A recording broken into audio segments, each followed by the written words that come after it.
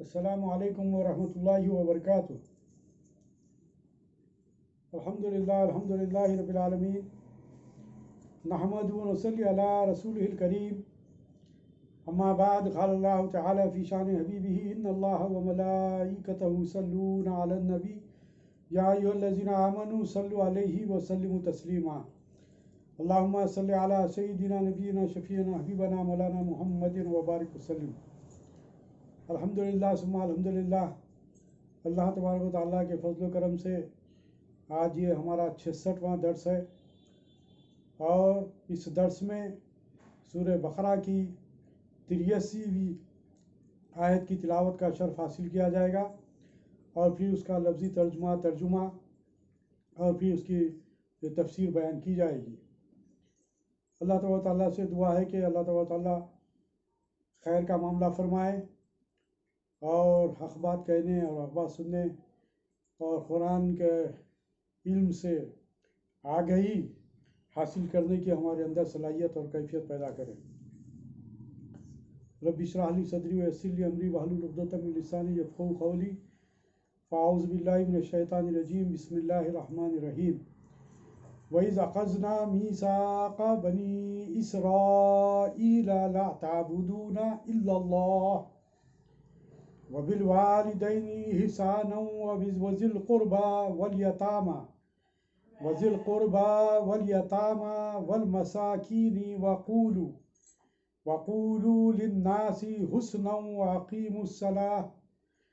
وَأَقِيمُوا الصَّلَاةَ وَآتُوا الزَّكَاةَ ثُمَّ تَوَلَّيْتُمْ إِلَّا قَلِيلًا مِّنكُمْ وَأَنْتُمْ مُعْرِضُونَ۔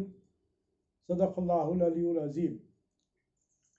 آئیے اس کا لفظی ترجمہ سماعت فرمائیے کہ وَإِذْ، اور جب، اخذنا، ہم نے لیا، میثاق، پختہ وعدہ، پختہ عہد، بنی اسرائیل سے، لا تعبدون، نہ تم عبادت کرو گے، الا، مگر، اللہ کی، وبالوالدین، اور ماں باپ سے، احسانہ، نیک سلوک کرنا، وذی القربیٰ، اور قرابت داروں سے، والیتامى، اور یتیموں سے، والمساکین، اور مسکینوں سے، وقولوا، اور تم کہو، للناس، لوگوں سے، حسنا، اچھی بات، واقیموا، اور تم قائم کرو، الصلاۃ، نماز، وآتوا، اور تم دو، زکوٰۃ، ثم، پھر، تولیتم، تم پھر گئے، تم پلٹ گئے، الا، مگر، قلیلاً، تھوڑے سے، منکم، تم میں سے، وانتم معرضون، جبکہ تم اعراض کرنے والے ہو۔ یہ تھا سورہ بقرہ کی 83ویں آیت کا لفظی ترجمہ۔ اب آئیے ترجمہ سماعت فرمائیے، پھر اس کے بعد تفسیر بیان کی جائے گی۔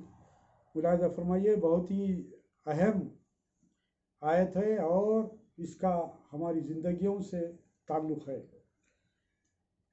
گو کہ یہ یہودیوں سے مخاطبت ہے، لیکن ان آیات میں جو باتیں سامنے رکھی گئی ہے اس کا ہم سے بھی تعلق ہے اور ہم سے بھی مطالبہ ہے۔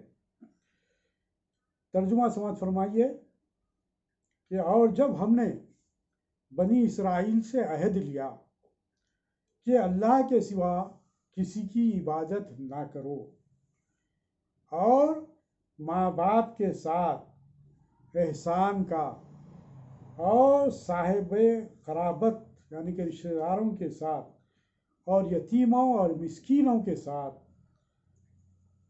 حسن سلوک کرو، اور لوگوں سے اچھی بات کہو، جب بھی بات کرے تو اچھی بات کرے، اور نماز کو قائم کرو، اور زکوٰۃ ادا کرو، پھر تم پھر گئے، یعنی کہ پھر اس وعدے سے بھی پھر گئے. یہ یہودیوں کا جو وتیرہ رہا ہے کہ جو احکام نازل ہوتے ان سے روگردانی وہ کرتے رہتے.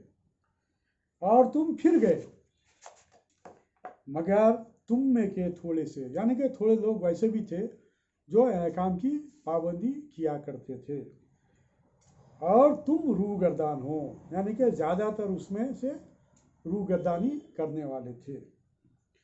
اس آیت کا پچھلی آیتوں سے چند طرح کا تعلق بتلایا جا رہا ہے کہ اس سے پہلے بنی اسرائیل کے ایمان سے مایوسی کی چند وجہ بیان ہو چکی ہیں.